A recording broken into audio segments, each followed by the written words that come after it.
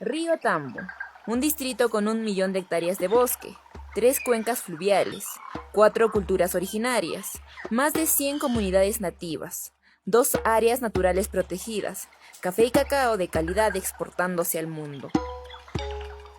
Pero, solo 1 de cada 100 estudiantes del nivel secundario comprende satisfactoriamente lo que lee, y solo 2 de 100 resuelve problemas de matemática.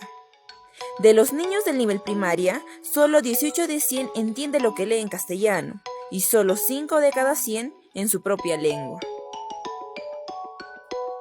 Sin duda, hay muchas razones para explicar esta situación, pero ¿qué hacemos para asegurar el derecho a una educación de calidad?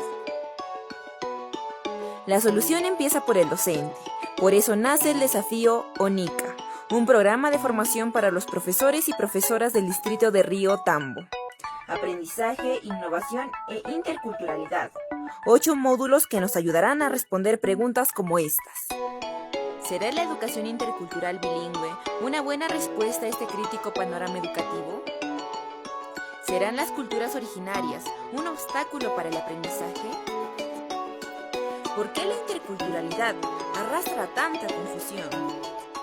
¿Cómo puede aprovecharse pedagógicamente el hecho que los alumnos hablen 2 lenguas? ¿De qué estrategias eficaces y pertinentes podemos apropiarnos para transformar nuestras aulas? ¿Y cómo puede articularse la nueva currícula nacional? El desafío ONICA. El epicentro eres tú.